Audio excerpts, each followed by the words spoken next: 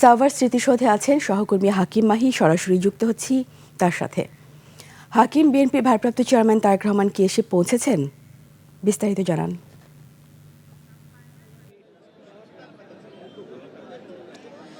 রিতা, আমি এই মুহূর্তে রয়েছি সাভারের জাতীয় স্মৃতিসৌধের সামনে। আপনি জানেন যে এখানে কিন্তু বিএনপির ভারপ্রাপ্ত চেয়ারম্যান তারেক রহমানের এখানে আসার কথা রয়েছে এবং সেই দুপুরের পর থেকে কিন্তু তার আসার কথা ছিল এবং তিনি প্রথমে জুমার নামাজের পরে তিনি প্রথমে তার বাবা সাবেক প্রেসিডেন্ট জিয়াউর রহমানের মাজারে তিনি যান এবং সেখানে ফুল দিয়ে শ্রদ্ধা নিবেদন করেন এবং সেখানে শ্রদ্ধা নিবেদন শেষে তিনি কতক্ষণ আগে অর্থাৎ সেই সন্ধ্যার পরে কিন্তু তিনি রওনা দিয়েছেন সেখান থেকে।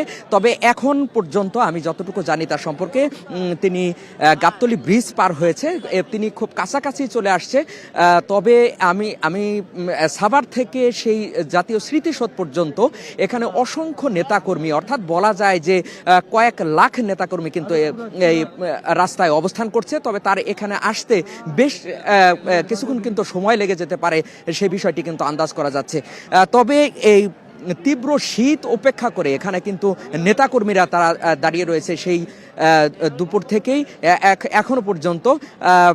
এবং একটি বিষয় আপনাকে জানিয়ে রাখি যে এখানে কিন্তু 4 স্তরের নিরাপত্তা এখানে বলা রয়েছে। বলা যায় যে নিরাপত্তার চাদরে ঢাকা এই সাভারের জাতীয় স্মৃতিসৌধ এলাকা। এখানে প্রায় 1500-র মতো আইনশৃঙ্খলা রক্ষাকারী বাহিনীর সদস্যরা এখানে রয়েছেন এবং বিএনপির পক্ষ থেকেও কিন্তু তাদের এখানে নিরাপত্তা কর্মীরা নিয়োজিত রয়েছেন আমরা জানি। এবং আপনাকে একটা বিষয় বলে রাখি যে গতকালকে বিএনপির ভারপ্রাপ্ত চেয়ারম্যান তারেক রহমান তিনি যখন বাংলাদেশে তিনি ফিরলেন, তাকে কিন্তু গণসংবর্ধনা তাকে দেওয়া হয়েছিল এবং সেখানে প্রায় 1.5 কোটি মানুষ কিন্তু সেখানে উপস্থিত ছিলেন। আজকেও কিন্তু কয়েক লাখ মানুষ এখানে উপস্থিত রয়েছেন। তাদের সঙ্গে কথা বলেছি, তারা জানিয়েছেন যে তারেক রহমানকে এক নজর দেখবার জন্য তারা কিন্তু এই অপেক্ষা করতেছেন। তবে কিছুক্ষণের মধ্যেই তাদের সেই অপেক্ষার পালা শেষ হচ্ছে এবং আজকে সন্ধ্যার সময় আমরা যতটুকু জানি যে সন্ধ্যা নামার আগে কিন্তু স্মৃতিসৌধে ফুল দিয়ে শ্রদ্ধা নিবেদন করতে হয়। কিন্তু তারেক রহমান এখানে উপস্থিত না হওয়ায় এখানে যে সমস্ত স্থায়ী কমিটির সদস্য রয়েছে বিএনপির, তারা কিন্তু ফুল দিয়ে শ্রদ্ধা নিবেদন করেছেন তারেক রহমানের পক্ষ থেকে।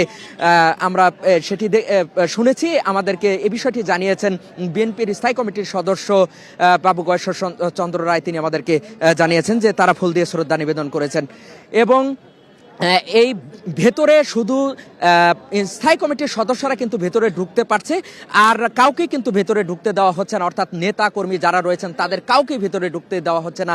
এবং যেই প্রেসের লোকজন রয়েছে অর্থাৎ সাংবাদিক যারা রয়েছে তাদেরকেও কিন্তু ঢুকতে দেওয়া হচ্ছে না। এবং আমরা সেই দুপুরের পর থেকে এখানে কিন্তু অপেক্ষা করছি এবং এখানে যারা রয়েছেন তাদের সঙ্গে আমরা কথা বলছি। এখানে প্রায় 64টা জেলা থেকে কিন্তু এখানে লোকজন এসছে। আমরা অনেক জেলার মানুষের সঙ্গে এখানে কথা বলেছি, তাদের সঙ্গে তাদের অনুভূতি জানার জন্য চেষ্টা করেছি। তারা এখানে আসছেন তারেক রহমানকে এক নজর দেখবার জন্য। এবং আজকে দ্বিতীয় দিন তারেক রহমান তিনি দেশে আসলেন।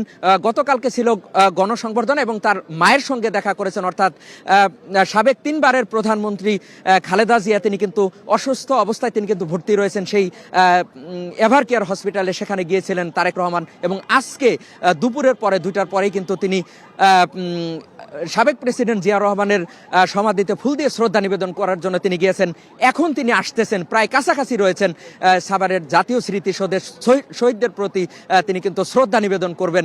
এবং আগামীকালকেও কিন্তু তার প্রোগ্রাম রয়েছে, তিনি যাবেন সেই শরীফ ওসমান হাদির কবরে শ্রদ্ধা নিবেদন করবার জন্য, সেটি কিন্তু এখনো পর্যন্ত আমরা জানি। তবে তিনি পথে পথে যে সমস্ত নেতাকর্মীরা তার জন্য অপেক্ষা করছেন তাদের সঙ্গে কিন্তু তিনি শুভেচ্ছা বিনিময় করছেন। তিনি হাত নেড়ে তাদেরকে শুভেচ্ছা জানাচ্ছেন, তাদের ধন্যবাদ জানাচ্ছেন, কৃতজ্ঞতা জানাচ্ছেন, সেটি কিন্তু আমরা দেখতে পাচ্ছি।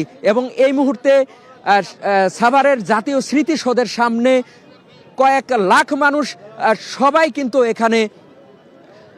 কিন্তু এখানে স্লোগান দিচ্ছেন, অর্থাৎ এই মুহূর্তে বলা যায় স্লোগানে মুখর এই জাতীয় স্মৃতিসৌধের সামনে এই মুহূর্তে। এবং এখানে অসংখ্য আইনশৃঙ্খলা রক্ষাকারী বাহিনী এবং তার আশাকে কেন্দ্র করে আরও কিন্তু জোরদার করা হয়েছে। এখানে আমরা দেখতে পাচ্ছি সেনাবাহিনী, বিজিবি এবং পুলিশ থেকে শুরু করে আরও যারা সিভিলও অনেকে রয়েছেন এবং সিএসএফ ইতিমধ্যে এখানে কিন্তু উপস্থিত রয়েছেন। তারা সেই সন্ধ্যার আগে থেকে কিন্তু এখানে অবস্থান করছেন সেই গেটের সামনে, অর্থাৎ তারেক রহমানকে তারা নিরাপত্তা বলয়ের ভিতরে কিন্তু তারা রাখতে চান, আমরা দেখতে পাচ্ছি এখানে। রিতা, আপনি জানেন যে আমি এই মুহূর্তে রয়েছি সাভারের জাতীয় স্মৃতিসৌধের সামনে। এখানে কিন্তু সবাই অপেক্ষা করছেন তারেক রহমানকে এক নজর দেখবার জন্য। রিতা, এই ছিল আমার কাছে সর্বশেষ।